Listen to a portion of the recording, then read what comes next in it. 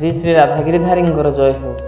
पृथिव्यां कुंभपर्वस्य चतुर्धा भेद उच्यते चतुस्थले निपतनाथ सुधा कुंभस्य भूतले गंगाद्वारे प्रयोगे च धारा गोदावरी तटे कुंभख्याति प्रयोग प्रच्यते शंकरादि।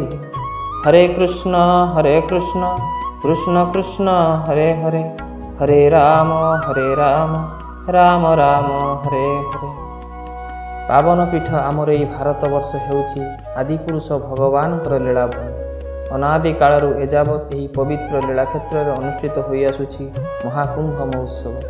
कुंभ महोत्सवर उत्पत्तिर इतिहास को रोमंथन कले श्रीमद् भागवत महापुराणर समुद्र मंथन कथा प्रकाशक आसे। देवासुर सम्मिलित भावे करिथिले सागर मंथन। फलस्वरूप महदधिरू उद्गारित होइथिला 14टी विशिष्ट वस्तु। प्रारंभ में गरल और परिशेष बाहरी अमृत। यही अमृत को पान करने देवासुर मध्य सूत्रपात होता कलह। शेष में भगवान मोहिनी कन्या रूप धरी अमृत को केवल देवता मानक बांटी देते। प्रतिबदल में असुर मान भागरे पड़ा आसुरा। से अमृत बंटन बेले 4 बुंदा अमृत तलक पतित हो हरिद्वार पतित पावनी गंगा नदी में बुंदाए, औजनी रे शिप्रा नदी में बुंदाए, नासिक गोदावरी नदी में बुंदाए और अल्लाहाबाद त्रिवेणी संगम पीठ में बुंदाए पड़ता।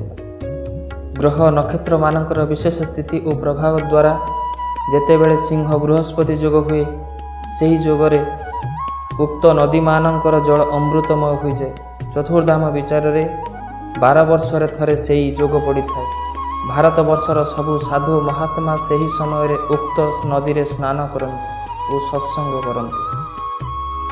गंगे च जमुने चैव गोदावरी सरस्वती नर्मदे सिंधु कावेरी जलेस्मिन् सन्निधिं कुरु।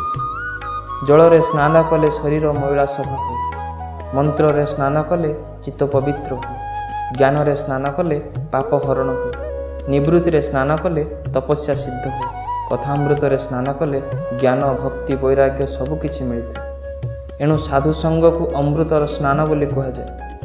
महान सन्थ मानक वाणी को लोके वचनामृत बोली कही था।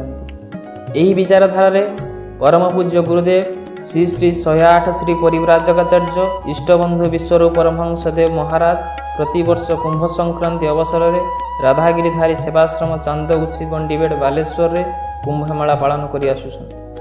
हरिनाम संकीर्तन चलंती तीर्थ पुण्यात्मा साधुसंतों मुखारबिंदर निःसृत वचनामृत श्रवण सहित प्रसाद सेवन करी कलिर कराल छायारू निजक मुक्त करिवार सुजोग को पूर्ण मात्रा आस्वादन करନ୍ତୁ। सुधी भक्तवृंद चरणे विनम्र अनुरोध। आसंता फाल्गुन मास प्रथम दिन इंग्राजी ता 13/2/2019 रेख दिन चांदगुच्छी मठ प्रांगण में अनुष्ठित होगाकु थिबा 94तम वार्षिक उत्सव कुंभमेला 2019 रे योगदान पूर्वक श्री श्री राधागिरिधारी सेवारे उपस्थित हुई आध्यात्मिकता लाभ द्वारा अमृतर संधान करने कार्यसूची 12/2/2019 रेख मंगलवार शुभादिवास ता 13/2/2019 रेख बुधवार प्रातः 4 घटिकारु अपराह्न 4 घटिका पर्यंत महामंत्र संकीर्तन, संध्याकालीन आरती दर्शन, संध्या 7 घटिका ठारू रात्र 10 घटिका पर्यंत प्रवचन। प्रवचक गुरुदेव श्री श्री 108 श्री परिव्राजकाचार्य इष्टबंधु विश्वरूप परमहंसदेव महाराज, श्री संग्राम आचार्य महाराज, श्री भक्ति विलास पर्यटक महाराज। आवाहक श्री श्री राधागिरिधारी सेवा संस्था चांदगुच्छी मठ गंडीबेड़ बालेश्वर।